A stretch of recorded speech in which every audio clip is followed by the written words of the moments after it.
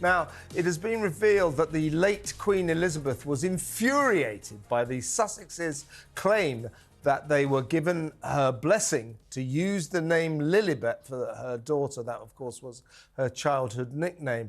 That is according to an explosive new book by royal biographer Robert Hardman, which focuses on the challenges facing the new king after the death of his mother.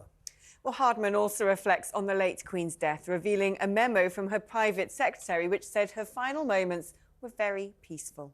We're still joined by TalkTV political correspondent Alicia Fitzgerald. Royals instead of politics now, but politics within the royal family, one could say, because this is all about the claim that when Harry and Meghan decided to name their daughter Lilibet, the Queen loved it when she received news. They'd asked her permission. This was a wonderful gesture, a token of their great love for her, when, frankly, we all know that it was about trying to keep them relevant and making sure the world is reminded that their two children have royal blood coursing through their veins. And they didn't ask her.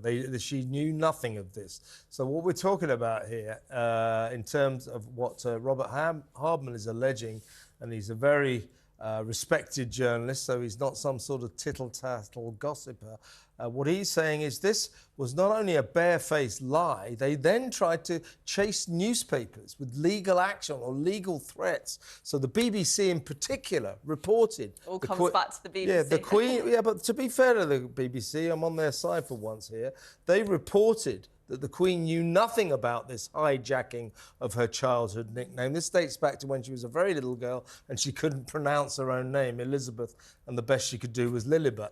That became her lifelong nickname to those who knew her well, and it was hijacked by this couple. And when the BBC said the Queen knew nothing of this and she's less than happy, the gruesome twosome from Montecito sent not only to the BBC but to newspapers as well any more suggestion that in any way the Queen didn't know about this and didn't approve will result in strong action. They then went to the palace and said, back us up on this, will you? And Robert Hardman says that the Queen, those around her had never seen her so angry. They got no backing up of their cod legal attempts. And guess what?